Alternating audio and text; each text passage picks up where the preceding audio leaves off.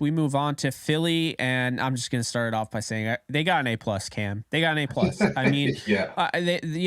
keep in mind, part of the draft, part of the capital, they were able to also get DeAndre Swift. But let's not even look at that necessarily.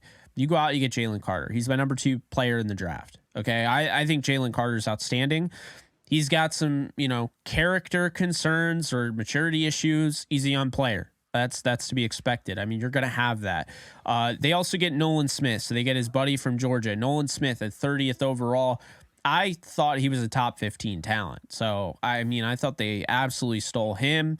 Tyler Steen, not a sexy pick, right? People will easily overlook this pick, but I felt like in a class that was pretty top heavy at tackle, I thought Tyler Steen was a really good pick up here because you do have Lane Johnson who's getting older. He was a first round pick in 2013. So yes, you have to be prepared, for what comes after. Jordan Mailata has a lockdown, 7th rounder in 2018.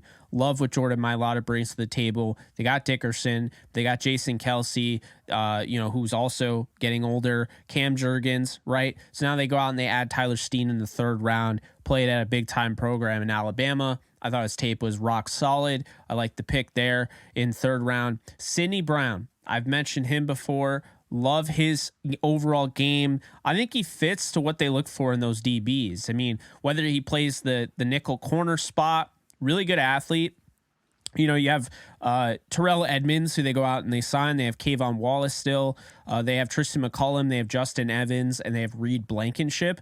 I think Sidney Brown, goes right in there, and he starts day one alongside Terrell Edmonds, who they got as a free agent from Pittsburgh. So love the Sidney Brown pick. He's one of my favorite safeties, and he's one of the guys that I said, in this safety class, I think he's somebody that could stand out and be a top 3 safety from this class. I wouldn't be surprised if he's the best from this class, but he's got the tools.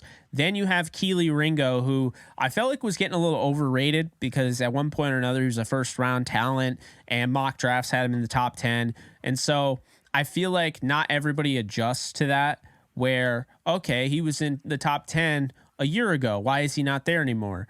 And I feel like you and I kind of adjust to that pretty well. We're like, okay, this is where he is. This is whatever.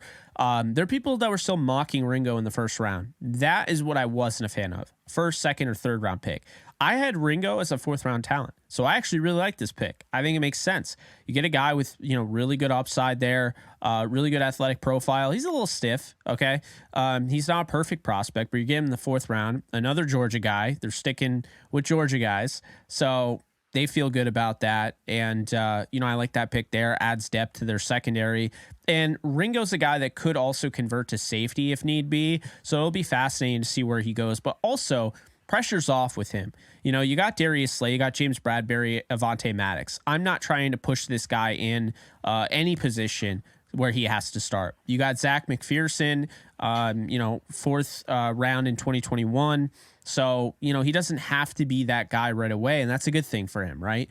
Can play in the zone. He can tackle. He's physical. He looks like a running back on the outside, if I'm being honest. So I like that pick. Tanner McKee, interesting. Maybe not my top quarterback, but you wait to the 6th round, you get a guy that some people had in the 2nd or 3rd. I mean, this guy has some velocity, man. When he lets the ball go, it flies. He's smart because he's coming from Stanford. So when you look at him, I mean, I think he beats out Ian Book for that QB3 spot. And I think he could push Marcus Mariota. I think Mariota has that 2 spot locked down, but they might keep 3 on the roster, might be able to justify it and saying, well, Mariota's the guy we got for now, but maybe down the road, we really want to keep developing this Tanner McKee. And then Moro Ajomo, the interior defense lineman from Texas, is just going to fit right into that rotation. He's a 7th round pick that some felt could go high round 4, round 5. So all in all, this is an A+ pick because the Eagles went out and they got 2 day 1 starters if need be, and Jalen Carter and Nolan Smith. They went out and got Sidney Brown, who could be a day 1 starter. They went out and got Keely Ringo, who was the best player available, and they got Tyler Steen, who, in my mind, if you need him to, he can start right away too. So arguably they got 4 or 5 day 1 starters. Picking last in the draft, I mean, Yeah, the rich get richer. I think we say it a lot. You say it a lot here. The rich get richer.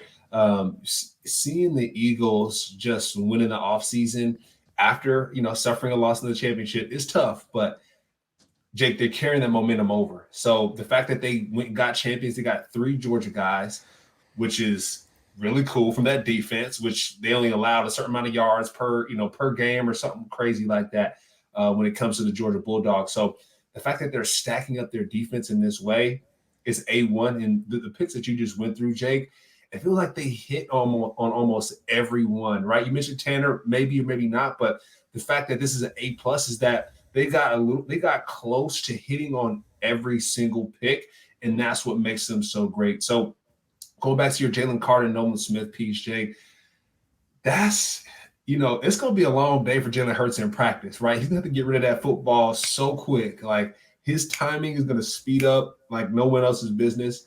So it's really cool to see that the Eagles stacking up on dogs and champions, right? When he looks across the field during practice, he's going to see champions across his face. So that's excellent, and that's going to feed to what they need to do in the Eagles team. They lost a lot of two of their coordinators, so they need to stack up. Going back to Tyler Steen, supporting your quarterback, right? They went and got some defensive guys, got some dogs. Now they went to Alabama, Jalen's prior school, and got a tackle that could protect them. We talk about some of these linemen and some of these offensive defensive linemen in the SEC, Jake. You kind of give them a bump up because playing tackle in the SEC, that has to be one of the toughest things to do in college football.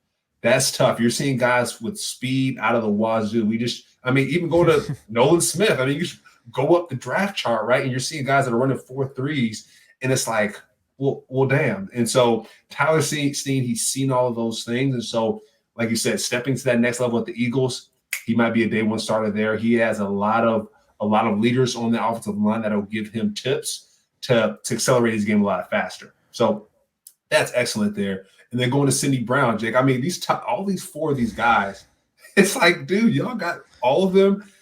It's kind of insane. And so Illinois at this point, Jake, might as well be DBU after this draft. They had about 3 guys come off the board. So, I know we talk about great safeties. Brian Branch, who went to the Lions, he was one of my favorite safeties. You talk about, once the year progresses, I think him and Brian Branch will be, in the conversation of some of the better safeties to come out of this draft. Illinois' defensive back group is full period. Excellent. They're excellent. To see some of those corners get picked, to see him get picked as well. I think you might have had him on our guys list. He's going to be stepping in, Jake, and like I said, he might be able to start right away or contribute right away, right? You got Chauncey Gardner-Johnson and Marcus Epps who left. So now he's going to be able to step in and hopefully fill some of those shoes. So with Brown coming in, that's going to be excellent. I know he tested really well at the combine. So that's going to be a great addition to that defense on the back end. And you talk about Ringo coming from the SEC, like you said, he fell to the 4th round, and people had him going a little bit higher. So the fact that the Eagles picked him up here, another Georgia guy, another champion, right? Like I said, Jalen's going to have a long day in practice every single day, and that's what you want. Iron sharpens iron. So that's really cool to see there. And Tanner coming in, the Stanford guy, I really chuckle when you like, he has to be smart. He's a Stanford guy. That's good comedy, Jake, right? They call him Stanford the Ivy League of the West Coast. So, like you said, coming out of Stanford, he has to be sharp. Living up in San Francisco, there's some smarties, some smart techies up there. So for him to be in that arena, that area, definitely a sharp cat. So when we think about this, Jalen Hurts, highest paid quarterback in the NFL, right? Or after Lamar Jackson. So the fact that Tanner got picked up to support someone like that, and Jalen Hurts, that has a lot to say about Tanner. So I'll leave it at that. Is the Philadelphia Eagles fans should be confident that they got a brainiac, behind Jalen Hurts. So now Jalen Hurts will get smarter, and this whole offense and this whole Eagles team will be smarter. So that's excellent there. And then finally, beefing up this defensive line. Jake, at this point, they got a whole line, right? They want to run a 3, if they want to run a 3-down defense and rush the passer, they got guys in the draft that can get that done. With Ojomo coming out of Texas, like you mentioned, he should have went a little bit earlier, but coming out of the 7th round, that's a steal there. I know he had a 91.4% grade in the run defense. Jake, in the 7th round, Eagles like, come on, fam. Like, how are you stacking up and getting these guys? So, he's gonna cover up some holes, cover up some gaps, and good luck running or passing the ball on this Eagles Yeah. defense. It's gonna be tough. Absolutely. And I think the big thing here, as we wrap up the Eagles, they went out and they went best player available, you could tell, but they also addressed needs. So you lose a guy like, what's his face? That I had his name on my mind, the South Carolina State defensive lineman. I forget his name. It's slipping my mind. Yeah. It'll come back later. Yeah, he went to the 49ers. Oh, man. What the hell is his name? Javon Hargrave. There we go. You lose a guy like Javon Hargrave. You lose a guy like Chauncey Gardner-Johnson, Marcus Epps. And, I mean, you still had Jordan Davis. So now you're talking about the future, because these guys can play right away. Jalen Carter can play right away. Jordan Davis can play right away. Milton Williams, we don't know what that's going to end up being, because I remember I don't know if you remember when they peeked into the war room and people looked actually like pissed off that they picked him. That was a bizarre scene, man. I don't know if they even wanted the guy, but that's who they got. Jalen Carter is next to Fletcher Cox, or Jordan Davis is next to Fletcher Cox. That will not be the case, because Cox is getting older. He's going to leave and you either retire or go to another team. So at some point down the road, very soon, we will see Jordan Davis and Jalen Carter on the same defensive line. And that is going to be scary. And this is what you talk about, planning for the future, but trying to win now. Trying to sustain success and like for the long term, but also keeping success in the short term. And I feel like that's what they were able to do. And Sidney Brown is another one of those. Hey, we're going to go out. We're going to get a guy that's going to replace Chauncey Gardner-Johnson. Keely Ringo, is helping you. You have an older cornerback room with, not Bradbury, but Darius Slay, he's 32, 33. So you go out, you get him. That's great. Hassan Reddick, young guy. But then you add Nolan Smith there, who can kind of grow with Hassan Reddick. So good stuff there from the Eagles. They get an A+, obviously. We've talked about that.